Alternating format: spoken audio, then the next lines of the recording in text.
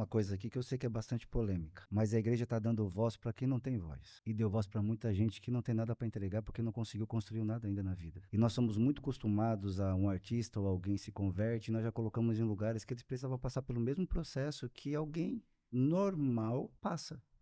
Por que que para esse tem que ser assim, para o outro não? Qual é a diferença? Se não existe distinção diante da realidade divina, por que nós temos essa distinção? Porque é famoso? Porque é uma isca gospel para atrair pessoas? E nesse processo, nós vamos caminhando, ao invés de ser de glória em glória, nós vamos caminhando de tropeço em tropeço. E o evangelho, que era para ser poderoso, se torna fragmentado porque nós decidimos fragmentar esse evangelho. Não sei Eu, se deu para entender. eu penso e acredito que nós, como igreja, sempre valorizamos essas pessoas que acabam de converter. Senão não teríamos testemunhos. Porque os testemunhos, que em alguns casos, por alguns pastores amigos, eu já ouvi eles chamando de testemunho, sempre foi mais valorizado a pessoa que está chegando contar suas experiências com o mundo e depois da conversão, meio que uma jornada do herói, do que o testemunho de alguém que cresceu na igreja, viveu ali. A igreja sempre foi mais valorizada. Eu acho que daí vem essa questão dos artistas. Eu não sei se é porque eles são artistas apenas. Também, né? Porque traz visibilidade, traz um montão de outros benefícios e interesses que a igreja tem ali, são despertados.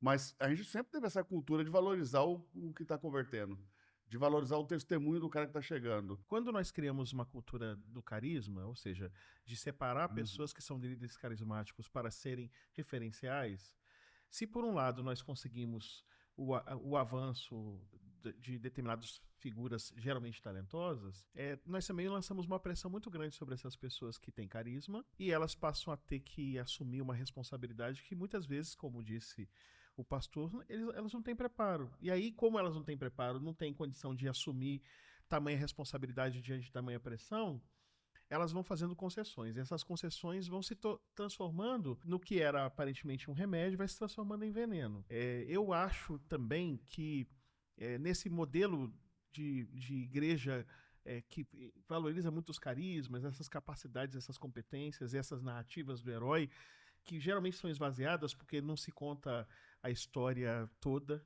né? Ninguém fala das coisas que foram muito graves e erros quando contam os testemunhos. Se fala sempre que superou, não fala do que continuou e do que precisa ainda superar, porque nós não estamos aplicando o final de Tiago. Confessai os vossos pecados uns aos outros e orai uns pelos outros para seres curados. Nós somos capazes de chamar atenção para nós, que é uma certa forma de trazer glória para nós, mas não somos capazes de dizer quais são os nossos desafios, quais são as nossas crises e que nós precisamos de ajuda. Então, nesse contexto infantilizado, de fato, se torna perigoso nós darmos tanto poder nas mãos de pessoas que não têm maturidade suficiente para sustentar os resultados e os efeitos dessa visibilidade que muitas vezes é dada. Eu penso que é algo a se pensar, que é algo que precisa ser refletido e mudado nos contextos das igrejas. Nós conseguimos aplaudir a cultura de Instagram pelo carisma, mas a gente não aplaude o caráter. E carisma não sustenta o caráter. O caráter sustenta o carisma. E tem o ponto também que nem sempre são mau caráter, às vezes são vazios mesmo, porque como você falou, não construíram nada, não tem experiência com Deus, não tem conhecimento da palavra. E quando você vê aí 30 segundos, 1 minuto no Instagram, nossa, aí você chama aquela pessoa para perto e você descobre que não tem nada. É uma lata batendo vazia, porque não tem o que entregar. Eu acredito que muitos jovens, adolescentes, acabam se decepcionando quando os ídolos do Instagram, que eles têm por ídolos no Instagram, vêm às suas igrejas e não tem nada para entregar, não tem uma mensagem para entregar, não tem conteúdo mesmo. Aquilo parece que foi tudo armado para 1 minuto e é só aquilo que ele tem. E como lidar com isso nesses dias atuais? Eu vou complicar um pouco mais a questão, porque eu acho que a questão ela pode até avançar um pouco mais. É tão massificador o processo que as pessoas acreditam, pastor. Elas acreditam que a vida normal é a vida apegada à visibilidade de Instagram, aos recursos que podem obter, à fama que terão, e acham e naturalizam isso. Elas transformam a vida virtual na vida real? Isso. E aí, quando começa a ter contato com a vida real e começa a ter os desafios da vida real, ou seja, a visibilidade aumenta também as oportunidades de estabelecer relações que são relações não muito equilibradas com as outras pessoas. É como se a pessoa ganhasse um salvo-conduto. Ou seja, quem está ali crescendo na igreja no dia a dia, tem as orientações, é às vezes corrigido, é exortado.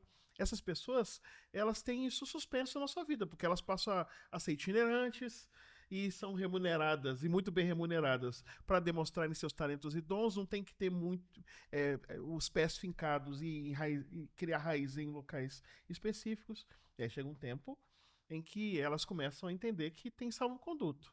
E aí começa o problema acontecer progressivamente, os problemas morais vão aparecendo, os problemas de gestão, de dificuldade de gestão da vida vão aparecendo, e aí o que acontece? A casa cai. E quando a casa cai, o escândalo vem, as pessoas vão dizer que é um problema de caráter, e é. Mas também tem um outro problema, que é o problema de nós permitirmos que esses processos se estabeleçam.